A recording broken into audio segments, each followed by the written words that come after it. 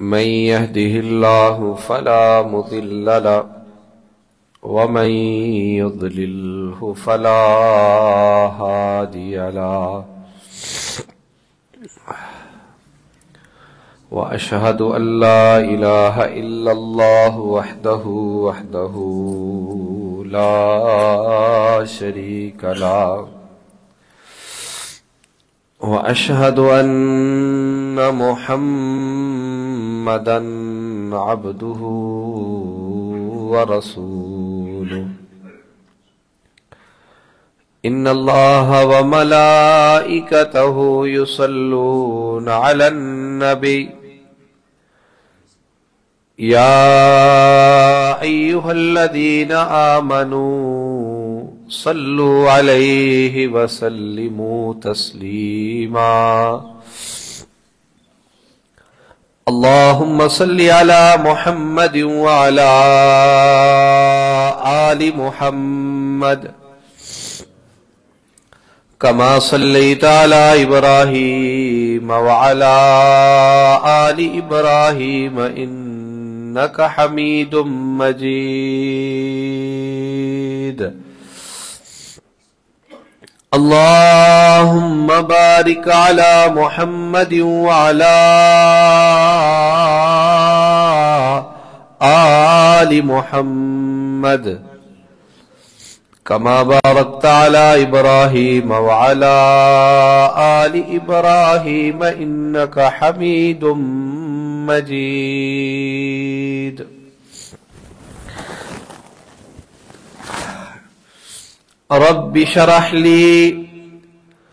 رب شرح لي صدري ويسر لي أمري واحلل عقدة من لساني يفقه قولي واجعل لي وزيرا من أهلي رب لا تذرني فردا وأنت خير الوارثين اللهم إنا نسألك علما نافعا ورزقا طيبا وعملا متقبلا رب زدني علما رب زدني علما رب زدني علما أما بعد فأعوذ بالله السميع العليم من الشيطان الرجيم بسم الله الرحمن الرحيم يا أيها الذين آمنوا اتقوا الله حق تقاته ولا تموتن إلا وأنتم مسلمون يا أيها الناس اتقوا ربكم الذي خلقكم من نفس واحدة وخلق منها زوجها وبث منهما رجالا كثيرا ونساء واتقوا الله الذي تساءلون به والأرحام إن الله كان عليكم رقيبا أما بعد فإن خير الحديث كتاب الله وخير الهدي هدي محمد صلى الله عليه وآله وسلم وشر الأمور محدثاتها وكل محدثة بدعة وكل بدعة ضلالة وكل ضلالة في النار قال الله تعالى في القرآن المجيد والفرقان الحميد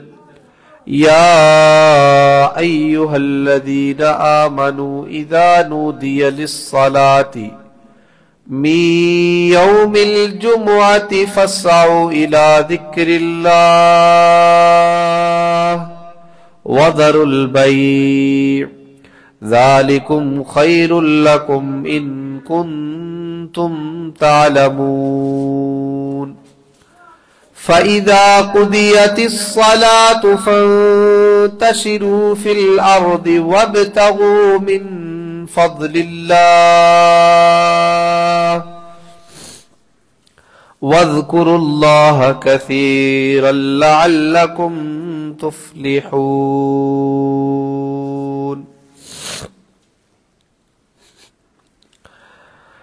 یا الہی جب تک میرے جسم میں جان رہے میری یہ تمنا ہے کہ میرے لب پہ تیرا قرآن رہے اور یہ تمنا ہے کہ اس دنیا میں کوئی کام کر جاؤں اگر توفیق ملے تو خدمت اسلام کر جاؤں الہی تو رحیم ہے تو کریم ہے تیری ذات مولا سب سے عظیم ہے تو کرم اپنا عطا مولا تو کرم اپنا عطا مولا تیرے کرم پہ ہم کو یقین ہے ہر قسم کی حمد و ثنا تمام قسم کی تعریفات تمحیدات تسبیحات اللہ وحدہ لا شریک کی بابرکت ذات کے لیے خاص اور مختص ہے جو کل کائنات کا خالق مالک رازق داتا حاجت روا اور مشکل کشا ہے لاکھوں کروڑوں درود و سلام اس حسی مقدس و مطہر و مشرف و مکرم پر جن کا نام نامی اسم گرامی حضرت محمد صلی اللہ علیہ وآلہ وسلم ہے حمد و ثنا اور درود و سلام کے بعد رحمت اور بخشش کی دعا آل رسول اہل بیت اصحاب رسول رضوان اللہ علیہم اجمعین تابعین اعظام ائمہ اربع ائمہ حدیث اولیاء دین علماء دین بزرگان دین رحمہم اللہ تعالیٰ کے لیے اور دعا ہے کہ اللہ جل جلالہ میری اور آپ سب احباب کی جمعۃ المبارک کی حاضری اپنی بارگاہ میں قبول و منظور فرما لے میرے سنانے کے بعد آپ کے سننے کے بعد اللہ مجھے اور آپ سب احباب کو عمل کی توفیق عطا فرمائے اور دعا ہے جو بیمار ہیں اللہ اپنی رحمت سے شفا عطا فرمائے جو پریشان حال ہے اللہ اپنی رحمت سے ان کی پریشانیوں کو دور فرمائے جو بے روزگار ہیں اللہ اپنی رحمت سے انہیں حلال رزق عطا فرمائے الہی ہم سب گناہگار خطاکار سیاکار ہے اپنی رحمت اپنے فضل اپنے کرم کے ساتھ ہم سب کے صغیرہ و کبیرہ گناہوں کو معاف فرما واجب الاحترام بزرگوں دوستوں بھائیوں نوجوان ساتھیوں نہایت ہی ادب و احترام کے لائق اسلامی روحانی ماں اور بہنوں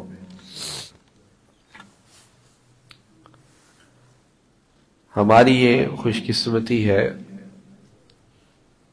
کہ اللہ رب العزت کی ذات نے ہمیں امت محمدیہ صلی اللہ علیہ وسلم نے پیدا فرمایا اور اللہ تعالیٰ نے ہم پہ لا تعداد احسانات کیے ہیں، لیکن اللہ رب العزت کی ذات نے کسی احسان کو گنوایا نہیں ہے، لیکن اللہ رب العزت کی ذات نے اس احسان کو گنوایا ہے باقاعدہ طور پر، اور بتایا ہے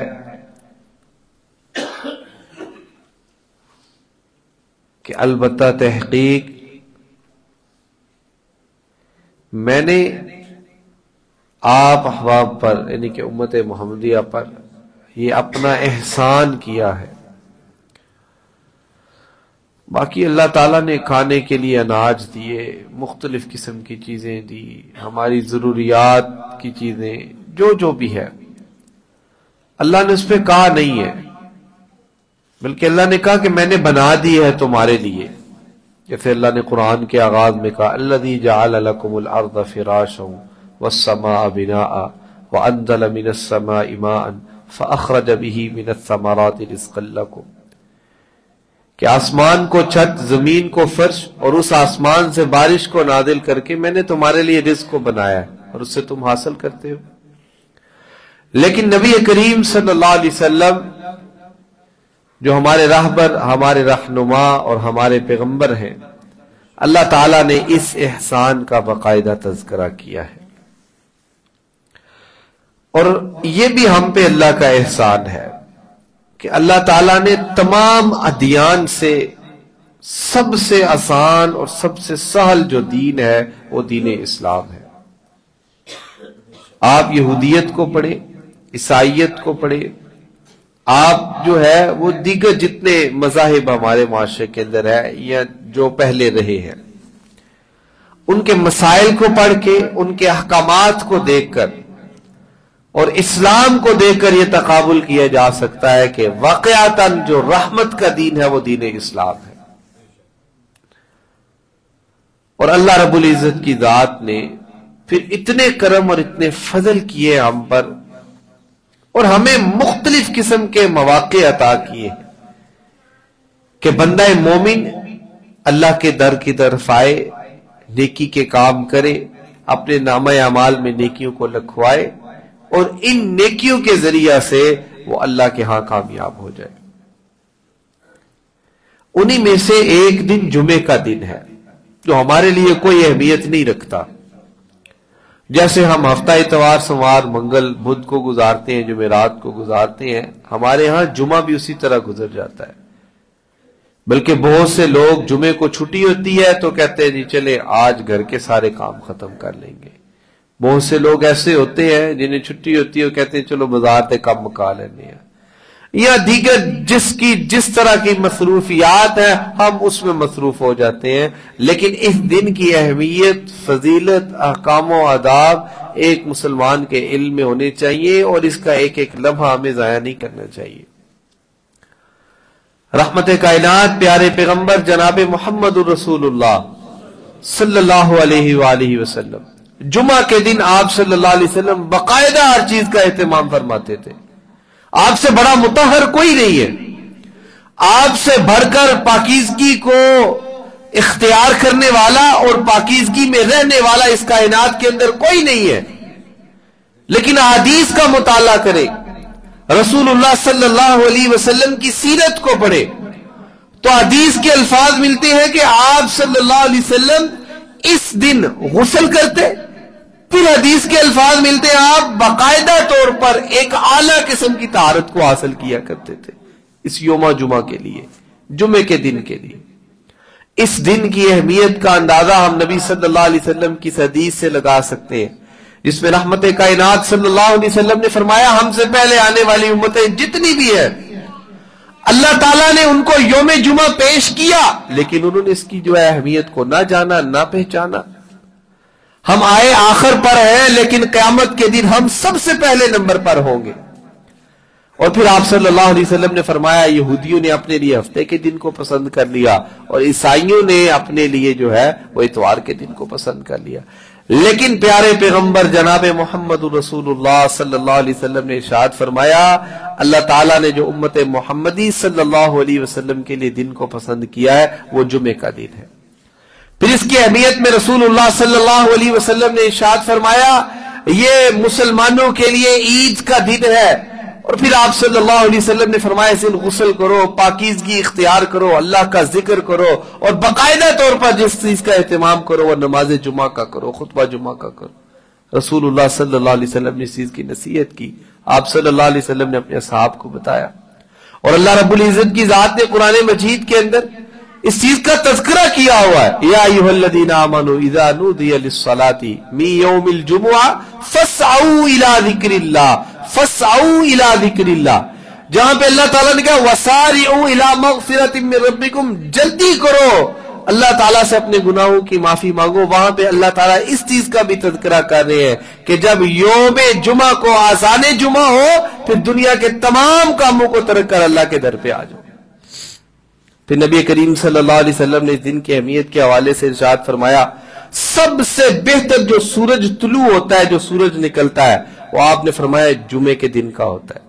اور پھر آپ صلی اللہ علیہ وسلم نے فرمایا اللہ تعالیٰ نے اسی دن آدم علیہ السلام کو بنایا، پیدا کیا، جنت کے اندر بھیجا، پھر جنت سے نکلے، اور پھر یوم جمعہ کو ہی اللہ تعالیٰ نے ان کی توبہ کو قبول فرمایا، اور پھر آپ صلی اللہ علیہ وسلم نے فرمایا اسی دن اللہ تعالیٰ قیامت کو قائم فرمائیں گے، یہ جمعہ کے دن ہی۔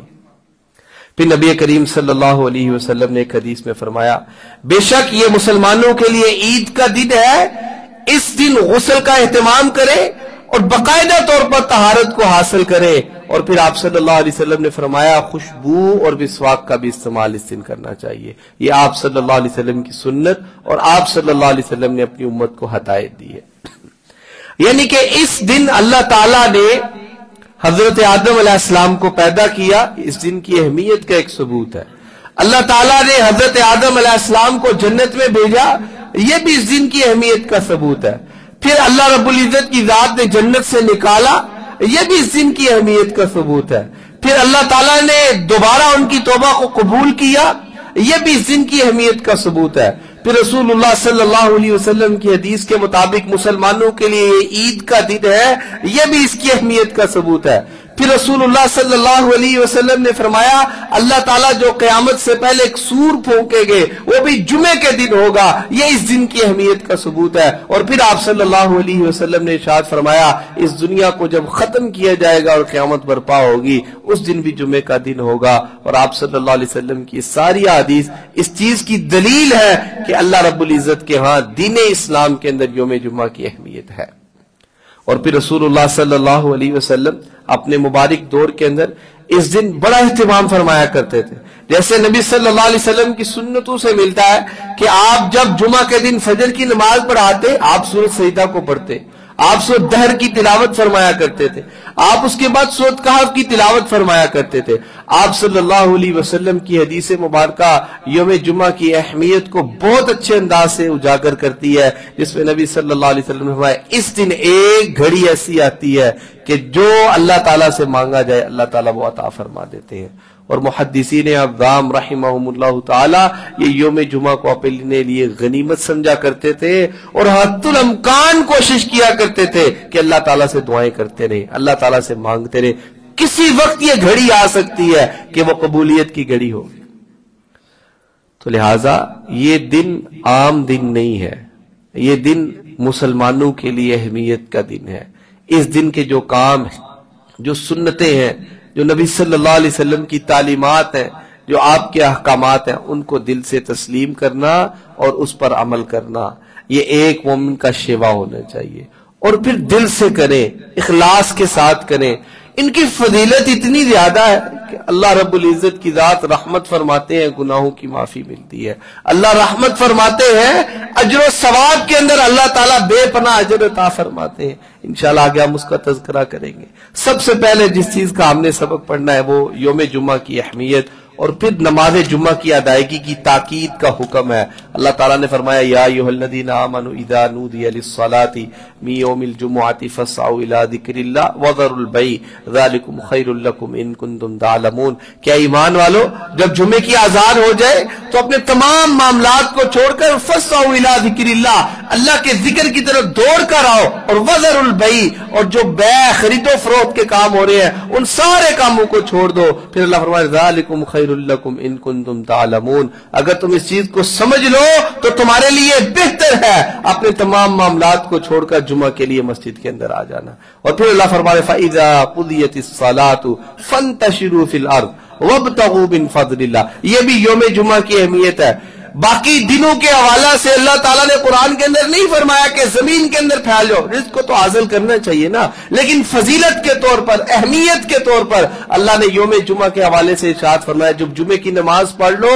آپ سنتوں کو ادا کر لو، زمین پر پھیل جاؤ، اللہ کے رزق کو تلاش کرو، اللہ تعالیٰ خاص فضل اور خاص رحمت فرماتے ہیں۔ فَإِذَا قُضِيَتِ الصَّلَاةُ فَانتَشِرُوا فِي الْأَرْضِ وَابْتَغُوا مِن فَضْلِ اللَّهِ۔ اللہ کا فضل ہوگا ایسے بندے پر جو کوششیں کرتا ہے، جو اللہ تعالیٰ کی رحمت کو تلاش کرنے کی کوشش کرتا ہے۔ جمعہ ہوا، وہ بیدار ہوا، اس نے فجر پڑھی، یہ اللہ کے فضل کو تلاش کرنے کی جو ہے وہ ایک دلیل ملتی ہے اس انسان کے لیے۔ پھر اس نے فجر کی نماز کے بعد مسنون اذکار کا اہتمام کیا، یہ وہ اللہ کے فضل کو تلاش کر رہا ہے۔ پھر اس کے بعد اس نے اس چیز کا اہتمام کیا کہ وقت کے ساتھ غسل کر لے، وقت کے ساتھ طہارت کو حاصل کر لے، وقت کے ساتھ مسواک کر لے، اچھے لباس کو زیب تن کر لے، یہ اللہ کے فضل کو وہ تلاش کر رہا ہے۔ پھر آذان ہوئی، وہ مسجد کی زینت بن گیا، یہ وہ اللہ کے فضل کو تلاش کر رہا ہے۔ اور پھر نماز جمعہ کے بعد دوبارہ زمین پر پھیل گیا اس نیت کے ساتھ کہ میں نے اللہ کے فضل کو تلاش کرنا ہے۔ پھر ایسا بندہ ناکام نہیں ہوتا،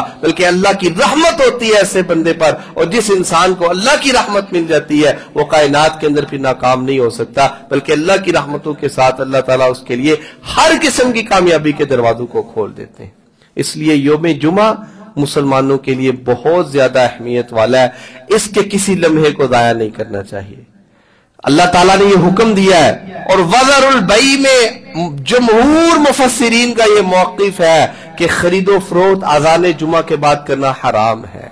اگر کوئی بندہ یہ کام کر رہا ہے تو رسول اللہ صلی اللہ علیہ وسلم پر اللہ کا حکم نازل ہوا وذر البیع، یہ حکمن لفظ ہے۔ اگر عربی لغت کو بھی پڑھا جائے تو وذر البیع چھوڑ دو، چھوڑ دو حکمن لفظ ہوتا ہے نا۔ میں کسی کو کہہ دوں کہ آپ نے یہ کام نہیں کرنا، یہ حکم ہوتا ہے۔ آپ کسی کو کہتے ہیں کہ بیٹھ جاؤ، یہ آپ کا حکم ہوتا ہے۔ تو اللہ کا حکم کیا؟ یا ایھا الذین آمنوا اذا نودی للصلاۃ من یوم الجمعۃ فاسعوا الی ذکر اللہ وذروا البیع، کہ خرید و فروخت کو چھوڑ دو۔ تو مفسرین، جمہور مفسرین نے لکھا ہے کہ جب آذان ہو جائے، آذان ثانی، اس کے بعد اگر کوئی خرید و فروخت کر رہا ہے، کوئی چیز لے رہا ہے، کوئی چیز دے رہا ہے، کوئی چیز بیچ رہا ہے، وہ حرام کام کر رہا ہے۔ اور ہمارے سلف صالحین اللہ تعالیٰ ان کی قبروں کو منور فرمائے، ان کا یہ شیوا ہوتا تھا، اگر ان کا کوئی ذاتی کام ہوتا اور وہ اس ٹائم کے اندر ہوتا تو اس چیز کو پسند نہیں کرتے۔ مولانا عبداللہ بہاولپوری رحمت اللہ علیہ کے بارے میں آتا ہے کہ وہ خطبہ جمعہ ارشاد فرمایا کرتے تھے بہاولپور کے اندر، تو کسی کام والے کو لگا دیا، تو اس نے جب آذان ثانی ہوئی اس کے بعد وہ ان کی جو ہے وہ فصل کا کام کرتا رہا یا زمین پہ کام کرتا رہا۔ تو جب انہیں پتا چلا تو وہ دوبارہ اپنی فصل کے پاس آئے، حکم نے ارشاد فرمایا یہ جتنا کام تم نے اس ٹائم کے اندر کیا ہے اس سب کو اکھاڑ دو اور دوبارہ کرو، کیونکہ اللہ کا حکم ہے وذر البیع۔ تو اگر میں حرام کروں گا تو میرے لیے اس کے اندر خیر و برکت کیسی ہوگی؟ تو لہٰذا ہمیں اگر 1 گھنٹہ ہم نکال دیں اللہ کے لیے تو اس کے ساتھ ہماری کوئی بھی جو ہے وہ کمی نہیں ہوگی، بلکہ اللہ کی رحمت مل جائے گی، اللہ کی برکت مل جائے گی، اللہ کا ساتھ مل جائے گا۔ اور پھر نبی کریم صلی اللہ علیہ وسلم نے حکماً ارشاد فرمایا، آپ صلی اللہ علیہ وسلم، جیسے اللہ کا حکم ہے ویسے نبی کریم صلی اللہ علیہ وسلم کا حکم ہے کہ نماز جمعہ فرض ہے ہر عاقل اور ہر بالغ پر، ہر عاقل اور ہر بالغ پر فرض ہے۔ جس چیز پر فرض کا لفظ آ جاتا ہے وہ شریعت اسلامیہ میں ضروری ہو جاتا ہے۔ اب جمعے کے حوالے سے نبی صلی اللہ علیہ وسلم نے رخصت دینی تھی، آپ نے رخصت دی ہے۔ آپ نے فرمایا غلام کے لیے لازم نہیں، آپ نے فرمایا عورت کے لیے لازم نہیں، آپ نے مریض کو رخصت عطا فرمائی، لیکن جو عاقل ہے، جو بالغ ہے، جو صحت مند ہے، رسول اللہ صلی اللہ علیہ وسلم کی تعلیمات اور اسلام کی تعلیمات یہ ہے کہ اس کے لیے نماز جمعہ کو ادا کرنا لازمی اور ضروری ہے، اور خطبہ جمعہ کے اندر شرکت کرنا بھی اس کے لیے لازمی اور ضروری ہے۔ نبی کریم صلی اللہ علیہ وسلم کی تعلیمات یہ ہیں۔ رسول اللہ صلی اللہ علیہ وسلم نے ارشاد فرمایا کہ جو کوئی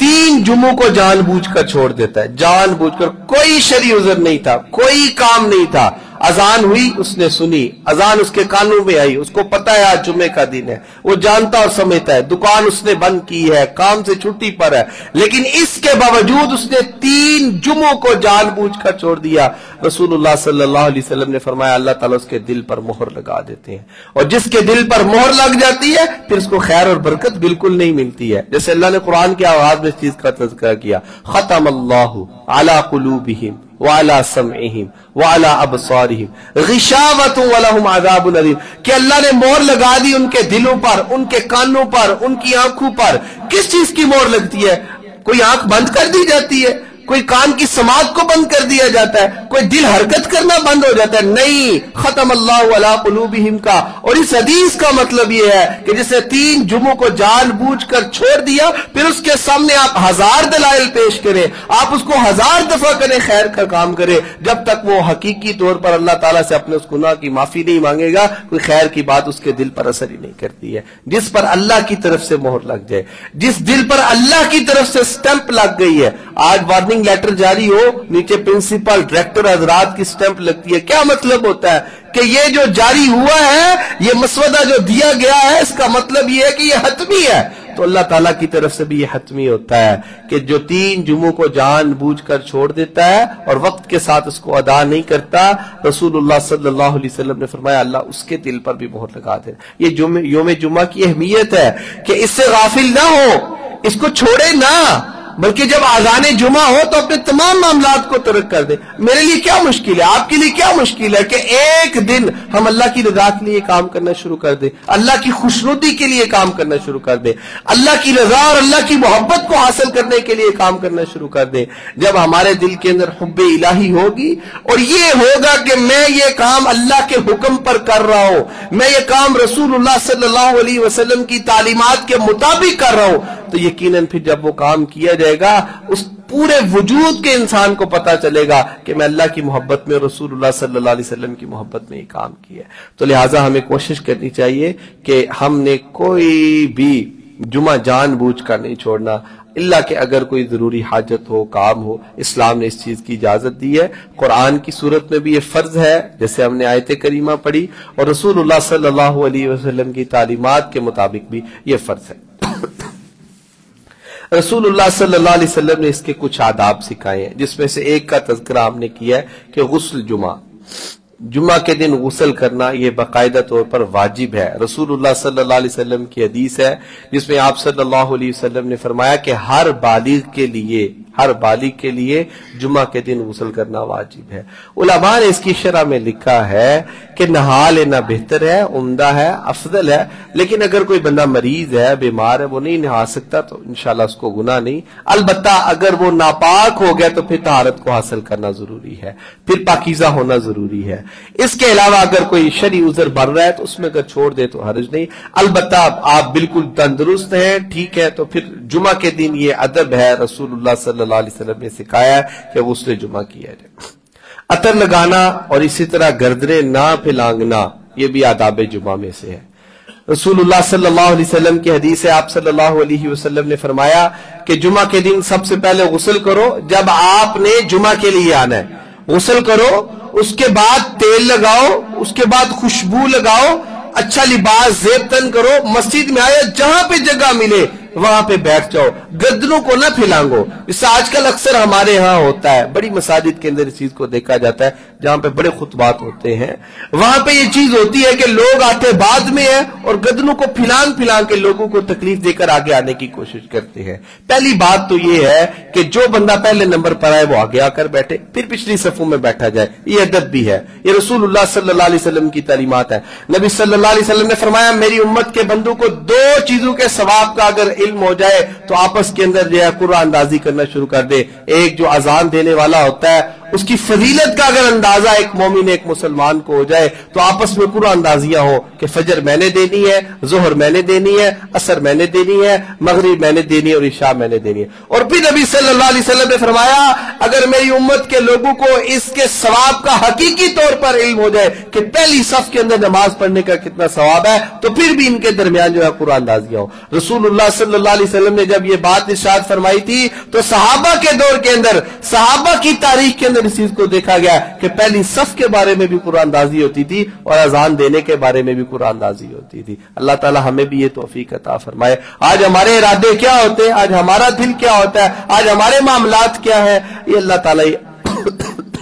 اور ہم ذاتی طور پر اس چیز سے بھی واقف ہیں۔ تو لہٰذا نبی صلی اللہ علیہ وسلم نے یہ ادب سکھایا ہے۔ آپ آئے ہیں جہاں پہ جگہ ملی ہے وہاں پہ بیٹھ جائیں، یہی نبی کریم صلی اللہ علیہ وسلم، گردنوں کو نہ پھیلانگے۔ پھر آپ صلی اللہ علیہ وسلم نے ایک ادب سکھایا یہاں پر مسجد پہ جہاں جگہ ملے وہاں پہ بیٹھ کے خاموشی کے ساتھ خطبے کو سماعت فرمائے۔ جب خاموشی کے ساتھ خطبے کو سماعت فرمائے گا آپ نے پھر فضیلت کا بھی تذکرہ کیا، پہلے آداب سکھائے، یہی اصول ہے دنیا کا، چیز کو بتا دیا جاتا ہے آخر پہ اس کا فائدہ ہوتا ہے۔ رسول اللہ صلی اللہ علیہ وسلم نے پہلے آداب سکھائے، غسل کرنا ہے، تیل لگانا ہے، عطر کا استعمال کرنا ہے، گردنوں کو پھیلانگنا نہیں، جہاں جگہ ملے بیٹھ جانا ہے، ادب کے ساتھ خطبہ جمعہ کو سماعت فرمانا ہے۔ آپ نے فرمایا جب یہ کام سارے ایک بندہ مومن کر لے گا تو ایک جمعہ سے لے کے دوسرے جمعہ تک، یعنی کہ پچھلے جمعے سے لے کے اس جمعے تک جو مجھ سے گناہ ہوئے ہیں اللہ رحمت فرما کے سارے گناہوں کو معاف فرما دیں گے۔ لہذا جس چیز کی اتنی فضیلت ہو، جس کی اتنی ویلیو ہو،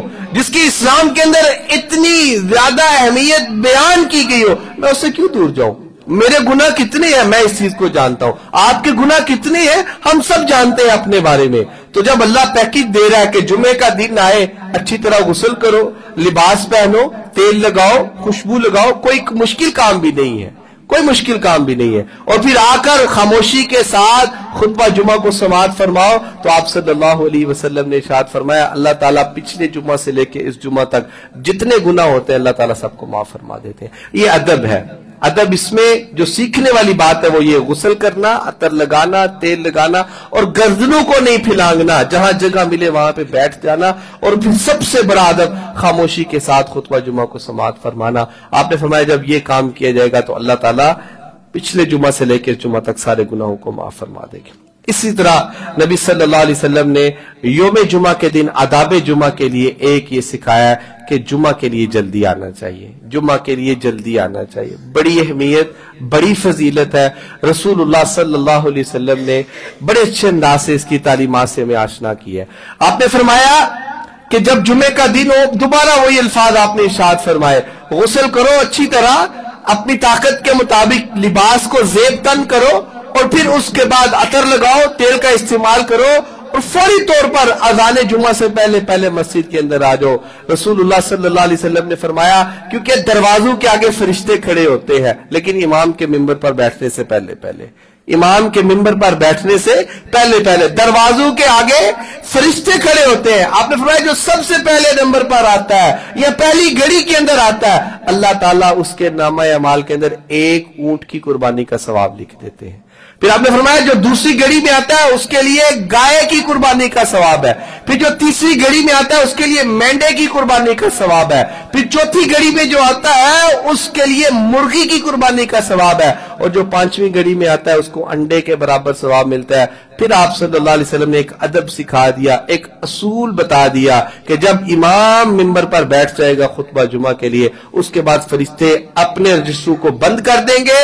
اور وہ خطبہ جمعہ سماعت فرمائیں گے، اس کے بعد جو آئیں گے وہ اس فضائل سے خالی ہو جائیں گے۔ ان کو یہ فضیلت نہیں ملے گی کسی کو اونٹ کے برابر، کسی کو گائے کے برابر، کسی کو مینڈے کے برابر، کسی کو مرغی کے برابر، کسی کو انڈے کے برابر، لیکن جب امام منبر پر بیٹھ کے اس کے بعد جو آئیں گے انہیں یہ فضیلت حاصل نہیں ہوگی۔ فریضے میں سے ایک فریضہ ادا ہوئے گا لیکن فضائل سے وہ خالی ہو جائیں گے، جو رسول اللہ صلی اللہ علیہ وسلم کی تعلیمات اور آپ صلی اللہ علیہ وسلم کا ایک لحاظ سے حکم ہے۔ لہذا ہمیں کوشش کرنی چاہیے کہ ہم جمعہ کے دن اس چیز کا اہتمام کریں کہ ہم جب اول اذان ہوتی ہے یا اذان ثانی ہوتی ہے اس سے پہلے ہم جو ہے مسجد کے اندر آ رہے ہیں۔ دیکھیں خطبہ جمعہ جہاں پہ آپ کو اچھا لگتا ہے جا کے پڑھیں، آپ کو خطیب نہیں پسند، آپ کو اس کا انداز نہیں پسند، آپ کو جو اچھا لگتا ہے آپ کو جس کی بات دل میں بھاتی ہے، آپ کو جس بندے کو آپ پسند کرتے ہیں وہاں پہ پہنچ جائیں، وہاں پہ جا کے پہنچے آپ، لیکن اذان ثانی سے پہلے پہنچے۔ یہ فضیلتیں، یہ رحمتیں یہ زندگی کے اندر ہیں، اگر میں جمع کر لوں گا تو میرے لیے بہت بڑی ہو جائے گی، میرے لیے بہت اجر کی بات ہوگی کہ میں اللہ کے دربار میں جب پہنچوں گا، میں نے سارے جمعوں کو اگر اول وقت میں ادا کیا ہوگا۔ دیکھیں کوئی ہم میں سے اونٹ کی قربانی ہر ہفتے نہیں کر سکتا، لیکن اللہ اپنی رحمت کے ساتھ اونٹ کی قربانی کا ثواب دے رہے ہیں۔ ہم میں سے کوئی ہر ہفتے گائے کی قربانی نہیں کر سکتا، لیکن اللہ اپنی رحمت کے ساتھ گائے کی قربانی کا ثواب عطا فرمائے۔ پھر حدیث کے اندر آتا ہے، ابو ہریرہ رضی اللہ تعالیٰ عنہ فرماتے ہیں، جو پہلی گھڑی کے اندر آئے، دوسری گھڑی کے اندر آئے، تیسری گھڑی کے اندر آئے، اور جب فرشتے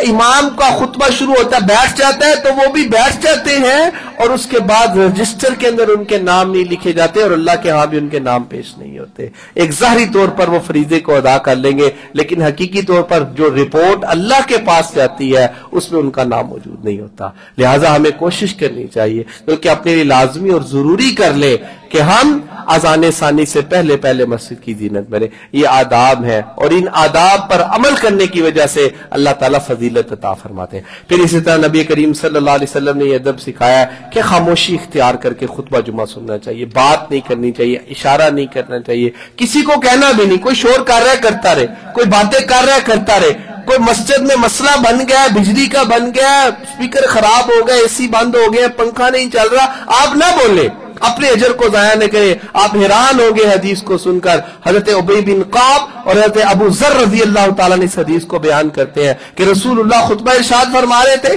اور آپ صلی اللہ علیہ وسلم نے دوران خطبہ سورۃ ملک کی تلاوت کی، اور ابی بن کعب رضی اللہ تعالیٰ عنہ کو یہ اعزاز حاصل ہے کہ رسول اللہ صلی اللہ علیہ وسلم کے دور کے اندر قاری قرآن کا لقب انہیں ملا تھا۔ ابی بن کعب بیٹھے ہوئے، ابو ذر رضی اللہ تعالیٰ عنہ خطبہ کو سماعت فرما رہے ہیں۔ جب رسول اللہ صلی اللہ علیہ وسلم نے سورہ ملک کی تلاوت کی تو ابی بن کعب سے ابو ذر پوچھتے ہیں کہ سورۃ ملک کب نازل ہوئی ہے؟ میں تو آج پہلی دفعہ سن رہا ہوں۔ تو انہوں نے کہہ دیا بس اشارے سے خاموش ہو جاؤ۔ تو جب جمعہ ختم ہوا، لوگ اپنے اپنے گھروں کے اندر چلے گئے، ابی بن کعب ابو ذر کو کہنے لگے کہ آج تم نے اپنے ثواب کو ضائع کر دیا۔ انہیں غصہ آ گیا، وہ جلال کے اندر آ گئے کہ میں تو اول وقت کے اندر آیا ہوں، میں مسجد میں پہلی صف میں بیٹھا ہوا تھا، میں نے غسل بھی کیا ہے، میں نے عطر بھی لگایا ہے، میں نے تیل بھی لگایا ہے، میں پیدل چل کر مسجد میں، اور تم کہہ رہے ہو ثواب میں نے ضائع کر دیا ہے۔ معاملہ رسول اللہ صلی اللہ علیہ وسلم کی خدمت اقدس میں پیش ہوا۔ آپ نے فرمایا صدق ابی بن کعب رضی اللہ تعالیٰ سچ کہہ رہے ہیں، میری تعلیمات بھی یہی ہے کہ دوران خطبہ اگر کوئی بات کرے گا، کوئی لغو حرکت کرے گا، وہ اپنے اجر اور ثواب کو ضائع کر دیتا ہے۔ لہذا ادب یہ ہے، شعر بھی ہے نا، ادب پہلا قرینہ ہے محبت کے قرینوں میں، خاموش بڑی محفل میں چلانا اچھا نہیں، ادب پہلا قرینہ ہے محبت کے قرینوں میں۔ اگر ہمارے اندر ادب نہیں ہوگا، اگر ہم ادب کے مطابق کوئی کام نہیں کریں گے، اگر ہمارے اندر یہ چیز موجود ہی نہیں، ابھی تک ہمیں یہ مینرز ہی نہیں آئے، میں 60 70 سال 40 50 30 35 20 25 سال کا ہو گیا ہوں اور مجھے کتنے جمعہ پڑھتے ہوئے گزرے، ابھی کیا ہوتا ہے، فون آیا جمعے کو چھوڑ دیں گے، سننے باہر چلے جائیں گے، میسج آ گیا کسی کا، ہم خطبے کی بات کو پیچھے کر کے سب سے پہلے موبائل نکال کے میسج کو دیکھنا شروع کر دیں گے۔ یہ ڈیجیٹل طریقے آ چکے ہوئے نا، جیسے غیبتیں عام ہوتی ہیں اس طرح ڈیجیٹل غیبتیں بھی آج کل ہوتی ہیں، اسی طرح ڈیجیٹل طریقے کے ساتھ ہم اپنے ثواب کو بھی ضائع کر دیتے ہیں۔ کال آئی، فون آئی، آپ پہلی بات ہے موبائل کو بند رکھیں یا سائلنٹ لگائیں، آپ کو پتہ ہی نہ چلے کس کا فون آیا، اور آج فون آتا ہے ہم جمعے سے زیادہ ضروری فون کو سمجھتے ہیں۔ پھر اور کام کیا ہوتا ہے، کوئی باہر سے بندہ آیا، کوئی باہر کا بندہ آ گیا، سارے جفے پانا شروع کر دینے، دوران خطبہ سلام دعا ہونا شروع ہو جائے گی، کہاں سے آئے ہیں، کیسے آئے ہیں، کیا حال ہے، کیسے معاملات چلے۔ بھائی یہ بعد میں ہو سکتا ہے، کیوں اپنے ثواب کو ہم ضائع کر رہے ہیں؟ جب میں غسل کر چکا ہوں، میں نے اچھا لباس پہن لیا ہے، میں نے عطر کو لگا لیا ہے، میں نے تیل کو لگا لیا ہے، اب میں اپنی زبان سے بات کر کے دوران خطبہ اپنے ثواب کو ضائع نہ کروں۔ لہٰذا اس چیز کی ہمیں کوشش کرنی چاہیے کہ دوران خطبہ ہم کسی قسم کی لغو حرکت نہ کریں، اس کا ذریعہ سے ہم فضائل سے عادی ہو جائیں گے، فضیلت ہمیں نہیں ملے گی، اجر اور ثواب نہیں ملے گا، احکام و آداب کے خلاف ہوگا، رسول اللہ صلی اللہ علیہ وسلم کی تعلیمات کے خلاف ہوگا۔ آپ قرآن کی تلاوت کر رہے تھے، صحابی نے قرآن کے بارے میں پوچھا تھا اور انہوں نے کہا فقط لغوت، آپ نے ایک لغو حرکت کو کر دیا ہے، جب نبی صلی اللہ علیہ وسلم کی خدمت اقدس میں بات کی تو صدقہ ابی کے الفاظ بول کر آپ نے اس مسئلے کو واضح کر دیا کہ دوران خطبہ کسی قسم کی کوئی بات کرنے کی اجازت نہیں ہے، خاموشی کے ساتھ آپ خطبے کو سماعت فرمائیں۔ ادب یہی ہے، احکام یہی ہے، حکم یہی ہے، اطاعت یہی ہے، تعلیمات یہی ہے، اسلام یہی ہے جو میں نے آپ کے سامنے بیان کر دیا۔ اللہ تعالی ہمیں عمل کی توفیق عطا فرمائے۔ اسی طرح رسول اللہ صلی اللہ علیہ وسلم نے اس بات کا بھی تذکرہ کیا ہوا ہے کہ جب جمعہ ہو جائے تو جمعہ سے پہلے یا جمعہ کے بعد یہ بڑے قیمتی گھڑیاں ہوتی ہیں۔ آپ نے فرمایا کہ اس دن جو دعا کی جاتی ہے اللہ اس کو قبول فرماتے ہیں۔ اس بات پہ اختلاف ہے وہ گھڑی کون سی ہے۔ ایک گھڑی یہ بیان کی جاتی ہے کہ جب امام منبر پر بیٹھتا ہے اس سے لے کے نماز کے ختم ہونے تک یہ وہ اس کے درمیان گھڑی آتی ہے، اسی کے اندر جو دعا کی جائے اللہ تعالیٰ اس کو قبول فرماتے ہیں۔ اسی طرح رسول اللہ صلی اللہ علیہ وسلم کے صحابہ کرام اس چیز کو بیان فرماتے ہیں کہ جب سورج غروب ہونا ہوتا ہے یعنی کہ عصر کے بعد، جمعہ کے دن جو وقت ہوتا ہے عصر کے بعد،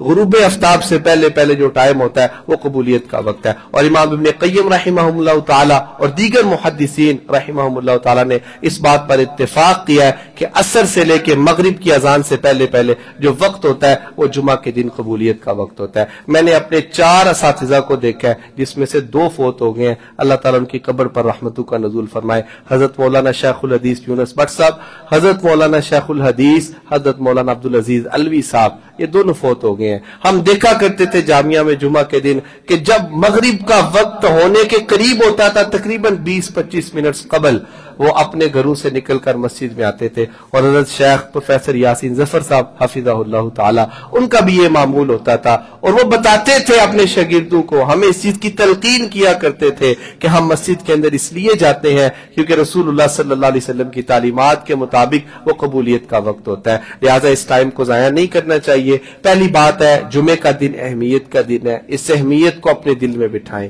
یہ عام دنوں کی طرح دن نہیں ہے، ہفتہ اتوار سوموار منگل بدھ جمعرات ان کی اپنی ایک حساب کتاب ہے، لیکن اسلام کے اندر اور مسلمانوں کے لیے جمعہ کے دن کی باقاعدہ طور پر اہمیت ہے۔ پھر اس کے جو احکام اور آداب ہیں وہ ایک مسلمان کی زندگی کا حصہ ہونا چاہیے، اس کے ذریعے سے اللہ اجر و ثواب عطا فرماتے ہیں، اللہ کے ہاں ویلیو بنتی ہے، عزت بنتی ہے، پھر رسول اللہ صلی اللہ علیہ وسلم کی تعلیمات پر عمل ہوتا ہے، اللہ کے احکامات پر عمل ہوتا ہے۔ اللہ مجھے اور آپ کو عمل کی توفیق عطا فرمائے۔ ان الحمد لله نحمده ونستعينه ونستغفره ونؤمن به ونتوكل عليه ونعوذ بالله من شرور انفسنا ومن سيئات اعمالنا من يهده الله فلا مضل له ومن يضلل فلا هادي له واشهد ان لا اله الا الله وحده لا شريك له واشهد ان محمدا عبده ورسوله اللهم صل على محمد وعلى ال محمد كما صليت على ابراهيم وعلى ال ابراهيم انك حميد مجيد اللهم بارك على محمد وعلى ال محمد كما باركت على ابراهيم وعلى ال ابراهيم انك حميد مجيد۔ ایک میری گزارش ہے، ہمارے استاد گزشتہ دنوں فوت ہوئے ہیں، ہم جنازے پہ نہیں پہنچ سکے، ویسے ان کا جنازہ ہوا ہے، لیکن دلی خواہش ہے کہ غائبانہ طور پر ان کے لیے دعا کی جائے۔ 50 سال تک وہ درس بخاری دیتے رہے ہیں، بڑے اعزاز کی بات ہے، اللہ تعالی نے ان کو ویسے ہی سابقون لوگوں میں شامل کرنا ہے۔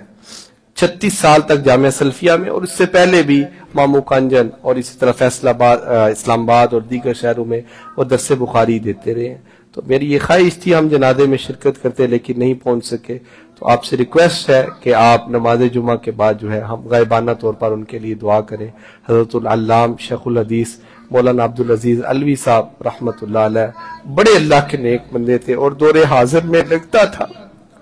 کہ متقی بندہ یہی ہے،